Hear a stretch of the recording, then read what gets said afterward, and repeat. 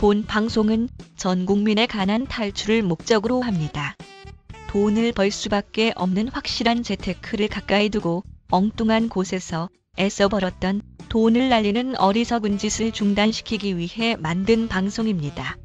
법원 경매와 공매 지식은 물론 경제 상식을 주로 다루며 일방적 지식 전달이 아닌 쌍방향 소통을 중시합니다. 잘 보이십니까? 네. 반갑습니다. 저는 오늘 강의를 맡게 된 도기안입니다. 다시 한번 인사드리겠습니다. 제가 이 강동대랑 인연이 돼가지고 지금 강의를 한 지가 벌써 몇 번째 되거든요. 근데 이제 다른 데하고 강의장도 크고 많은 분들이 오신 데다가 다른 강의장은 제가 제일 밑에서 있고 이렇게 위에서 내려다 보시는데 이 강의장은 제가 위에서 이렇게 내려다 보니까 기분이 이상합니다. 여러분들은 어떠세요? 괜찮으세요? 네. 오늘 강의 주제를 어떤 식으로 정할까를 고민을 하다가 정하게 된 것은 뭐냐면 많은 분들이 이제 경매에 대해서 처음 겪는 분들이 많을 것 경매 투자를 해보신 분이 한 분이라도 계시면은 한번 손들어 보시죠. 한 번이라도 계시면. 예. 아주 극소수죠. 그러면은 법정을 한 번이라도 가보신 분. 네. 그럼 법정 가보신 분들은 왜 한 번도 투자는 안 하셨나요? 그냥 구경하러 가신 건가요? 처음부터? 아니면 응찰을 해보셨나요? 어떠세요? 네? 낙찰이 안 돼서. 그러니까 이제 몇 번이나 응찰을 해보셨어요? 금방 말씀하신 분. 한 번. 경매도 이게 투자잖아요. 그래서 대부분 이제 경매 초보자들은 투자를 여러 번을 할 때 언제든지 기회가 있지 않습니까? 오늘 떨어지면 내일 또 할 수 있고 그러고 뭐 시험처럼 몇 점을 맞아줘야 되고 이런 게 없잖아요. 선생도 따로 없고. 그러다 보니까 이제 어떤 증세가 있냐면은 자기가 자율학습을 하잖아요. 그래서 필요할 때 가끔 다니다가 조금씩 써보고 계속 떨어집니다. 그리고 여름에 에어컨 틀어주죠. 그죠? 겨울엔 난방 틀어주잖아요. 그래서 법원에 많이 놀러 가시는 분들이 있어요. 우리가 이제 여름에 은행을 가듯이 그런 게 있습니다. 근데 여기서 이제 여러분들이 이제 경매 초보 입장에서는 몸풀러 가봐야 되겠다라고 생각을 하시고 방문을 하세요. 그건 어차피 당연한 어떤 행동이죠, 그죠? 근데 이제 거기에서 잘못하면은 거기에서 습관이 안 좋게 됩니다. 그러니까 계속 구경을 하러 다녀, 영화관처럼.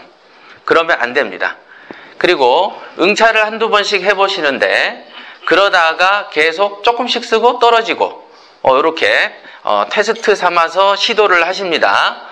그것도 떨어지게 그쪽으로 들이시면 안 돼요. 그러니까 거기는 일종의 전쟁터입니다. 전쟁터, 그죠? 법정이 요거보다 크잖아요. 근데 여기에는 보면은 이제 경매 잡지사에서 나온 사람들도 있고 그 다음에 이제 투자하러 오는 사람들도 있는데 그 중에서는 또 나는 이 물건을 꼭 잡아서 돈을 벌어야지라고 생각하고 오시는 분도 있고 그렇지 않으면은 가벼운 마음으로 오시는 분들도 있는데 여기는 돈을 벌려고 눈에 이게 충혈이 될 정도로 힘을 주면서 와서 투자를 해서 성공해야 되는 그런 자리예요.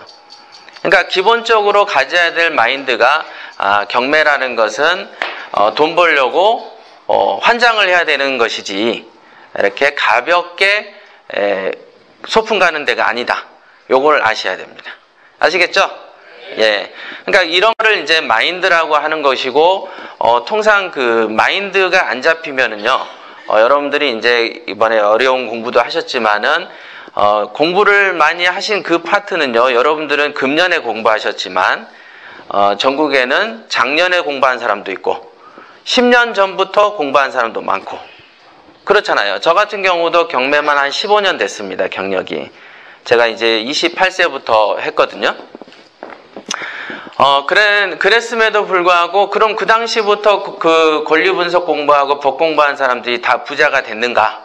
라고 물어보면은 그렇지 않다. 그러니까 여러분들이 이제 공부를 했으니까 요게 또 2년이 돼서 한 5년 후, 10년 후에 이제 나 그때 공부 강동대에서 정말 잘했어. 그걸로 내가 정말 이렇게 돈도 벌고 서울에 저금 나간 아들, 딸들한테 집을 좀 사줬다.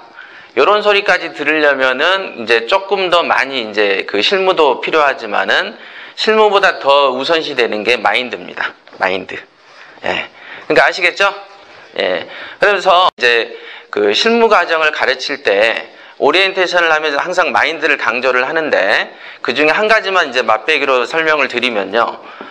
우량 물건을 검색하는 훈련을 제가 시킵니다. 그죠? 그러면 그 경매 정보 사이트 혹시 그 검색 한 번이라도 해보셨나요? 혹시? 예, 해보셨죠? 그런데 보면은 분명한 것은, 그 중에서 돈을 크게 벌리는 물건이 분명 존재하죠. 그런데 그 돈이 되는 그 우량 물건을 그럼 전국에 있는 돈 있는 사람이 다 그걸 도전하나요? 아니죠. 예. 물건이 한 법정에서 20경우로 20개가 각기 다른 경쟁자들이 붙습니다. 그죠? 붙을 때는 자기가 겨냥하는 물건이 우량 물건이라고 생각을 하고 들어오죠. 하지만은 돈 되는 물건은 별도로 존재한다. 그러죠? 그러니까 그 우량 물건을 검색하는 훈련을 제가 시키죠. 그럼 어떻게 하면은 우량 물건을 식별해내느냐. 그 사이트에는 한글로밖에 안 써져 있잖아요. 그죠? 그 누군가가 별 표시를 한 5개 정도 해놓으면은 쉽게 알 건데, 그죠? 아니면 우량 물건 후보라고 불러놓으면 좋은데, 그냥 글씨만 써져 있는데 어떤 게 우량 물건이냐? 예, 이렇게 이제 되죠. 그래서 우량 물건을 검색하는 구체적인 기술을 가리키기 전에 제가 뭐를 시키냐면은, 우리가 그 보물찾기 아시죠? 예. 그 보물을 찾기 위해서 소설책 같은 모험을 다하고 목숨을 걸고 그 모험을 하다가 보물을 찾지 않습니까? 그죠? 그때 그 보물 찾기의 심정을 느껴보십시오. 이렇게 얘기를 합니다. 그죠? 그래서 여러분들이 그 보물을 하나 잘 개발하면 집안이 핀다라고 생각하는 그런 중대한 물건을 만나고 싶다라고 생각을 하고 정신을 집중한 다음에 물건을 뒤지십시오. 이렇게 얘기하죠. 그러면은 그 말을 듣고 나서 검색하는 방식이 완전히 달라집니다. 예. 경운기 같은 경우에 시동 걸려면은 오래 걸립니까? 짧게 걸립니까? 오래 걸리죠. 예. 경운기는 시동 걸려면 한참 걸려요. 그렇지만은 그 스포츠카는 어떻죠? 금방 걸리죠. 예. 그러니까 고수가 되면은 물건을 뒤지는 그 자세를 취하는 순간부터 바로 보물찾기의 마인드를 갖춰버립니다. 바로 정신을 딱 집중하고 마음이 아주 몰입해지는 경지로 가거든요. 그런데 이제 경매를 처음 하시는 분들은 사이트를 안 갑니다. 그래서 물건을 좋은 물건이 눈앞에 이렇게 스쳐 지나가도 그냥 그저 그런 물건인갑다 하고 지나가 버립니다. 그러니까 이렇게 중요한 거가 정신세계라는 걸 아셔야 돼. 돈 얘기하는데 무슨 정신이냐 하지만은 실제로 요거가 빠지면은 돈이 안 벌립니다. 아시겠죠? 제가 오늘은 이제 처음 뵙기 때문에 선물로 돈 주고 이렇게 돈 받아야 가르치는 강의를 그냥 먼저 짧게 한 10분 한 겁니다. 이게 더 중요한 거예요. 예. 그러면 이제 우선 그 경매가 뭔지 제가 이제 준비를 하기로는 경매의 어떤 실체를 여러분들이 더 잘 아시면은 접근하기가 좋죠. 그렇죠? 관악산이 있다. 그럼 관악산이라는 이름만 듣는 경우하고 관악산이란 게 높이가 어떻고 뭐 길이 어떻고 몇 미터 정도 가면은 뭐 배드민턴장이 있다라고 얘기를 듣고 관악산 가는 거랑은 다르지 않습니까? 그런 것처럼 경매라는 게 뭐냐? 어떤 실체를 알고 공부하시는 게 더 좋죠. 그래서 우선은 처음이시니까 경매라는 게 뭐냐? 실체. 네, 요거를 하나는 아셔야 될 것 같다. 그래서 이제 첫 시간에 이제 이거를 준비했습니다. 경매라는 것은 가장 큰 특징은요, 부동산에 이거를 절대 잊으시면 안 됩니다. 그냥 경매라는 게 남들을 들어보니까 누구는 경매로 돈을 좀 벌었다더라라는 단순한 말만 듣고 계시면 자기가 이렇게 확 땡기질 않아요. 기분이. 그런데 도매시장이다라는 것을 알고 공부를 하시면 땡깁니다. 도매라는 거가 뭐죠? 소비자가보다 싼 거죠. 그죠? 여러분들이 이제 그 동대문하고 남대문 시장 같은 데를 가보면 새벽 시장에 지방에서 이제 버스를 대절해서 올라와서 거기에서 이제 검은 비닐봉다리에 물건을 이제 담아가지고 지방으로 내려가는 것을 빼면 거기서 싸게 사서 지방에서 비싸게 파는 거예요. 지금 아마 이 여주나 이쪽도 옷가게 하시는 분들은 위에서 뛰어오는 경우가 있을 겁니다. 그럼 여러분들은 비싼 금액을 주고 사는 겁니다. 그럼 그 옷 같은 거야 뭐 비싸봐야 뭐 얼마 합니까? 그죠? 몇만 원 차이 아니지만 부동산이라는 것은 소비자가하고 이런 도매 가격 자체가 한두 푼 차이가 나는 게 아닙니다. 그죠? 예를 들면 1억짜리가 한 번 떨어지면 얼마 되죠? 8천. 그죠? 통상 20% 떨어집니다. 그죠? 그 다음에 인천 같은 데는 한 7천 됩니다. 30% 떨어지기도 합니다. 그런 데도 있습니다. 그러니까 뭐 말이 1억짜리지 만약 3억짜리 뭐 얼마가 되는 거죠? 20%면 2억 4천 되는 겁니다. 물론 2억 4천에 다 살 수는 없겠지만요. 실제로 보면은 옛날에 과거에 노무현 정부 때에는 감정가가 3억이면 시세가 그 당시에는 막 3억 5천, 4억 이런 시절이었습니다. 그러니까 그런 시절에는 3억짜리를 2억 한 5천에 받아도 2억 6천에 받아도 실제 시세 대비해서는 한 1억 5천씩 싸게 사고 그런 시절이 있었습니다. 물론 이제 요즘에는 감정 가격이 시세보다 좀 이렇게 시세가 오히려 감정가보다 좀 낮은 시절이에요. 요즘은 우리가 흔히 뭐 감정 가격을 믿지 말라 뭐 이런 게 이제 인터넷에 보면 많이 나오죠. 감정 가격하고 시세는 다른 겁니다. 전혀. 그래서 이제 조사 능력이 좀 탁월하고 부지런한 분들 같으면은 물건을 많은 것을 뒤지다 보면은 감정가보다 시세가 높은 것들을 발견하게 되는 경우도 있습니다. 그런 경우에 이제 도전을 하면 돈을 벌죠. 그러니까 첫째 좀 부지런하기는 해야 되겠죠. 그래서 우선 경매라는 것은 도매시장인데 도매시장으로 대표되는 거는 두 가지가 있습니다. 하나는 경매하고 하나는 뭐죠? 공매입니다. 공매. 자, 공매는 어디에서 진행을 합니까? 캠코, 한국자산관리공사, 여기서 진행을 합니다. 그리고 공매는 입찰을 인터넷으로 입찰을 하죠. 홈페이지에서 입찰을 합니다. 경매는요, 각 법원에서 진행을 합니다. 그래서 우리나라에서 부동산을 싸게 살 수 있는 루트는 요 두 군데 있어요. 물론 이제 다른 데도 있습니다. 이제 여러분들이 알고 있는 뭐 신탁회사 있죠? KB신탁. 그런 데에서도 부동산 공매 공고를 하고 부동산을 팝니다. 그러니까 그리고는 옛날 같은 경우에는 각 은행들에서도 부동산을 팔기도 합니다. 통상 이제 은행이 이제 부동산을 경매로 치면 그거를 금융기관이 또 사기도 해요. 가끔 그래요. 그런 다음에 여러분들한테 다시 계약 형태로 팔기도 합니다. 이렇게 하여간 부동산을 싸게 살 수 있는 루트가 두 군데가 있다. 요거를 아시면 되는데 통상은 옛날에는 제가 이렇게 투자를 오랜 세월을 해보면 이게 시세면요 우리가 여기에서 이제 통상 낙찰을 받습니다. 낙찰을 이렇게 받으면 지금은 불경기니까 여기만 생각하셔서 여기만 이득이라고 생각을 하면 간혹 오르기도 합니까? 안 합니까? 합니다. 지금 최근에 한 5, 6년 불경기를 맞았지만은 그래도 오르는 부동산이 있습니다. 반드시 있습니다. 지금도. 저도 사놨던 게 최근 몇 년 사이에도 많이 오른 것도 있습니다.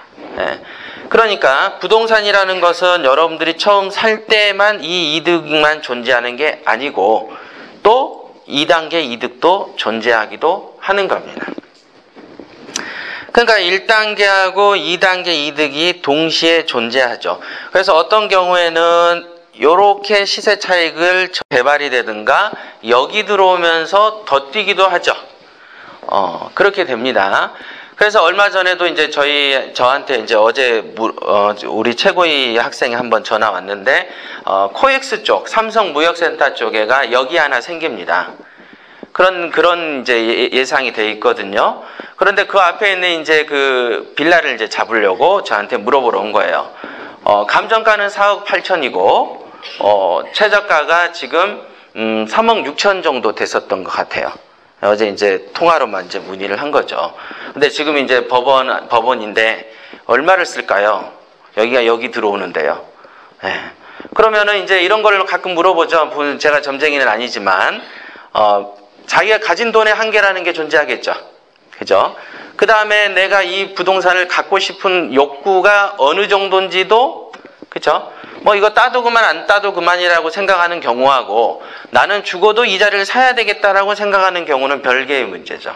그죠? 그래서 베팅하는 어떤 돈지라는 그 규모가 달라지는 겁니다. 그래서 제가 4억 8천에 3억 6천 정도 되면 그 앞에 지하철이 생긴다고 하고 보니까 지도에 지하철 예정구역이라 딱 있어요. 거기서 200m 정도 떨어져 있는 빌라. 이게 1, 2천 오를 건지 5, 6천 오를 건지는 귀신도 모른다. 하여간 오르기는 오를 것이다. 맞죠? 예. 그러면은 본인 생각에 이 집을 꼭 잡고 싶으냐? 예, 저는 삼성동에 집이 하나 있어야 되겠습니다. 예. 얼마 전에도 계속 알아봤는데 20 몇 대 1로 계속 붙어서 막 사람들이 너무 많이 가져가던데요. 이렇게 물어봐요. 그러면 정말 갖고 싶으세요? 예. 그러면 이거는 4억 3천은 넘기셔야 된다. 최저한. 자, 그럼 얼마 쓴 거죠? 7천만 원 더 쓴 거죠. 예. 그럼 시세는 얼마 정도냐? 그랬더니 4억 8천 뭐 이 언저리 맞아요. 이러더라고요. 예. 한 7, 8천 쓰려고 했는데요. 자, 어때요? 3억 8천을 쓰게 되면은 붙습니까? 떨어집니까? 예, 떨어집니다. 그러면 교통비, 버스, 뭡니까? 조사하러 다니면서 썼던 경비도 붕 뜨죠? 예. 그리고 갈 이유가 없어요. 이 정도 금액이면. 그러니까 요 정도 7천 이상 쓰라고 하니까 이제, 놀래더라고요. 그래도, 이거 기본인데 본인이 갖고 싶다면서요. 그 다음에 또 하나의 동기는 뭡니까? 오를 것이다. 그죠? 오를 것이라는 점을 빼면 안 됩니다. 이게 이만큼 오를지는 아무도 모르지만은, 분명히 오릅니다. 이거는 갖고 싶으면 사세요. 그랬더니 이제 뭐 나중에 결과나 카톡으로 보내주세요. 그랬더니 이제 카톡으로 왔어요. 몇 시간 있다가. 자기가 4억 3천 몇백을 쓴 거예요. 그러니까 강의를 잘 들은 거죠. 저는 말을 잘 안 들으면 안 가르쳐 버립니다. 한두 번은 가이드를 해주는데, 안 가르쳐. 다 그게 자기의 팔자니까. 그래서 근데 썼어요. 그래서 2등하고 얼마 차이 났어요? 그랬더니 2등이 4억 2천 얼마라고 그러더라고요. 그러니까 잘 붙은 거죠. 예. 그런 거예요. 그러니까 지금 이 친구가 출발 전에는 자기는 한 이 정도를 생각했었던 거죠. 그죠? 근데 이제 어찌됐든 이걸 써서 자기가 잡았어요. 그러니까 나머지 본인은 어느 정도 보고 또 추가 상승도 된다. 되죠? 자, 이게 이제 그 경매라는 거의 특징을 이제 제가 예를 들어준 건데, 경매는 잡아야 돈이 됩니다. 그러니까 이게 소설 속에 자꾸 이렇게 꿈 꿔봤자, 한 1시간에서 2시간 안쪽에 발표를 하는 순간, 자기는 그냥 한 개도 번거 없이 나가고 1등만 남습니다. 아시겠죠? 그러니까 중요한 거는 공부도 있겠지만은 더 중요한 게 뭐죠? 베팅력이다, 이게. 1등을 하지 않으면 의미가 없는 시장이죠. 보통 이제 우리가 고등학교, 중학교 학생들이 1등만 생존한 대우받는 이 더러운 세상 막 그러잖아요. 돈은 1등만 법니다. 그죠? 그러니까 그런 생각을 갖고 계셔야 돼. 그리고 지금 4억 8천에 요만큼만 벌었잖아. 그게 아니라 이게 더 벌 수도 있다. 요까지 이제 미래를 내다 보셔야 이제 그런 눈이 있어야만 베팅이 되지, 안 그러면 되게 쫌팽이처럼 됩니다. 그럼 절대 안 돼요. 그러다가 우연이라도 조금 써가지고 1등을 하게 되면 더 큰일이 나죠. 왜 그런지 아세요? 그러면 봐봐, 이건 내 생각이 맞잖아. 그러니까 다음에도 계속 그 짓을 반복합니다. 그러면은 경매를 10년 했어, 20년 했어 해도 별 볼 일이 없어진다. 왜요? 실력이 자꾸 우연의 길은 평생에 한 번 맞을까 말까 하죠. 근데 한 번 맞으면 두 번도 맞고 세 번도 맞기를 기대하는 사람이 누군가가 있다면은 여러분들이 볼 때 뭐라고 합니까? 멍청이라고 그러잖아요. 그죠? 로또 한 번 맞았다고 그 다음부터 직업도 안 잡고 계속 로또만 긁어대는 거예요. 그걸 멍청이라고 한다, 이게. 그죠? 예, 그런 겁니다. 그래서 경매라는 거의 이제 속성은 우선 이런 거고요. 도매 시장이고 이렇게 불로소득이 좀 생기기도 합니다. 솔직히 말씀드리면 불로소득이죠. 볼로소득이라고 되어 있네. 솔직히 부동산에 부동산 한다 그러면 사람들이 생각할 때 투기한다 막 이러잖아요. 근데 실제로 저도 보면은 한참 부동산으로 돈을 벌 때, 이런 거예요. 1억을 벌든 1,000만 원을 벌든 또는 5억짜리를 투자하든 3억짜리를 투자하든 하는 노동, 권리 분석 똑같죠? 컴퓨터 만지작거리는 거 똑같죠? 등기 부대는 거 똑같죠? 세대원 열람하는 거 똑같죠? 그 전화 통화하는 거 똑같지. 똑같아. 명도도 똑같아. 한 1,000만 원짜리 그 집에 사람 내보내는 거나 1억짜리 집에 5억짜리 집에 살던 사람 내보내는 건 5배로 더 힘든 게 아니에요. 아시겠어요? 그러니까 하는 짓은 똑같은데 상황에 따라서 어떤 건 되게 많이 벌고 어떤 건 별 볼 일 없고 이런다. 그러니까 이제 불로소득이라는 게 저런 측면에서 크죠. 우리가 여러분들이 1년에 한 2천, 3천 모으려면 얼마를 연봉을 벌어야 되죠? 1년에 한 2천 모으려면 2천 모으려면 월 200 가까이 모아야 되죠. 예. 그러면은 한번 대답해 보세요. 그 살림하시는 분. 한 달에 200 모으려면 남편이 얼마 벌어와야 됩니까? 예? 500. 여성분. 여성분.